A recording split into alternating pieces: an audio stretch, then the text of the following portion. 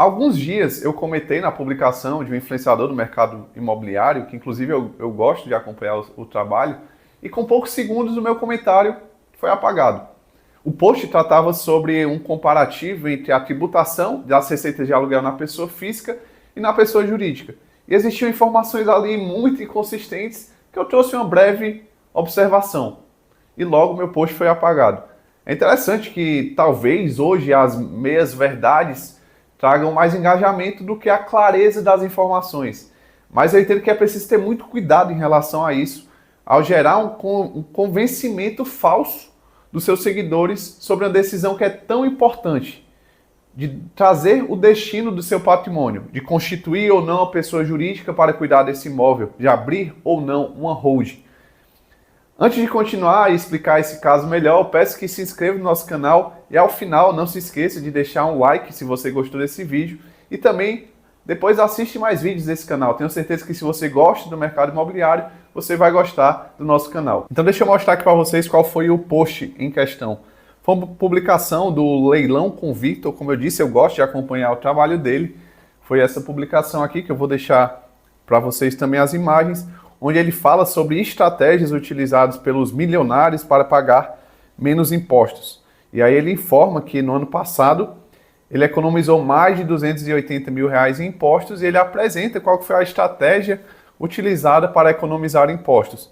E aí no caso ele apresenta um cenário que ele recebe 143 mil reais em aluguéis todos os meses, um valor bem expressivo, e que ele traz ali um comparativo de que se esses valores fossem tributados dentro da pessoa física, ele seria tributado sob a alíquota de 27,5%, e dessa forma, em um valor líquido, ele iria pagar 39.325, ou seja, 40 mil reais em impostos. Até então, essa é a informação que ele traz.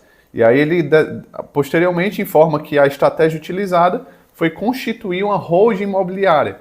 Afinal, com essa holding imobiliária, ele traria sobre essa receita de aluguel de 143 mil uma alíquota de 11,23% e se chegaria a um valor líquido ali de R$ 16.058,90 todos os meses.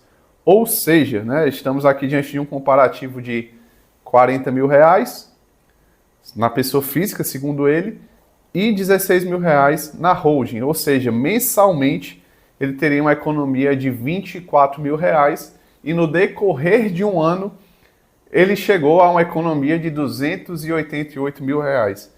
E qual que foi o meu comentário que eu busquei trazer mais clareza por meio de um conhecimento técnico, mais uma linguagem simples nessa publicação? Eu comentei lá no post. Primeiro, né, o Vitor coloca aqui que a tributação, nesse caso dele, na pessoa física, seria de uma alíquota de 27,5%. A gente já comentou aqui em outros vídeos no canal que a gente tem que ter muito cuidado com essa informação, porque o imposto de renda ele trabalha sobre faixas e 27,5% é a última faixa, mas antes delas existem outras faixas que se aplicam sobre determinados valores de forma que é impossível chegar a uma alíquota efetiva de 27,5%. Um outro ponto é que todo mundo sabe, no imposto de renda a gente tem direito a algumas deduções, como por exemplo as despesas médicas, que são despesas bem expressivas. Efetivamente, no nosso dia a dia, a gente nota que até mesmo clientes com receitas de aluguel muito altas, como essa, por exemplo, nunca pagam algo próximo a 27,5%. Muitas vezes ficam ali na casa de 15%, 18%, 17%. Então essa informação de 27,5%, de forma cravada, ela nem existe, ela não é possível. E muito provavelmente, ainda que com um valor muito expressivo de aluguel, com algumas outras deduções que você deve ter, você deve ficar ali na casa dos 20%, 22%, num cenário já bem negativo. Mas não foi isso que eu comentei no post dele, apesar de esse ser um primeiro erro. O que eu comentei no post dele foi quando ele trouxe aqui as informações sobre como seria a tributação na pessoa jurídica. Porque ele fala que na pessoa jurídica a alíquota vai ser de 11,23%. Nesse cenário aqui ele coloca como se ele tivesse constituído uma pessoa jurídica do lucro presumido. E essa pessoa jurídica estaria tributada sobre 11,23%. Na verdade é 11,33%. Isso quando se tem uma tributação de até R$20 mil mensais. E o meu comentário nessa publicação foi simplesmente, Vitor, para um faturamento desse, a alíquota efetiva já se aproxima de 14,5%. Ponto. Esse foi o meu comentário, não lembro exatamente como que foi, porque de fato, um poucos segundos foi ali apagado. Mas é importante esclarecer que sobre aquele faturamento que supera R$20 mil mensais, já se aplica o adicional de imposto de renda. Diante de um faturamento alto como esse, não tem como ignorar uma alíquota, um adicional de alíquota de 3,2%. Então a informação que ele trazia ali não era uma informação precisa.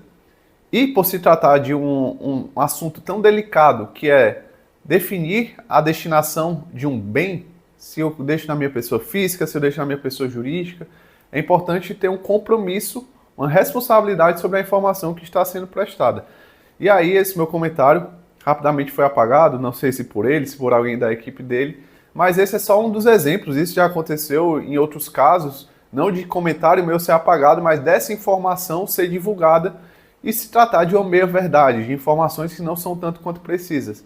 Inclusive, eu acredito a isso a muitos clientes que chegam no escritório com a posição firme de eu quero fazer uma holding para economizar com a tributação dos meus aluguéis. E aí quando a gente pega, vai analisar ali o caso, muitas vezes a gente fala, não faz sentido a gente constituir uma holding nesse seu caso. A gente precisa ser muito transparente com o cliente.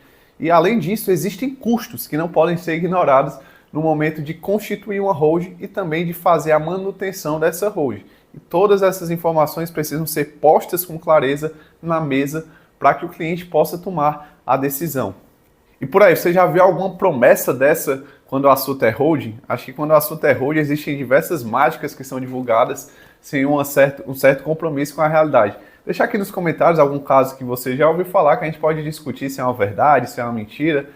E peço também que se você gostou desse vídeo, se inscreva no nosso canal, deixe o like nesse vídeo e até um próximo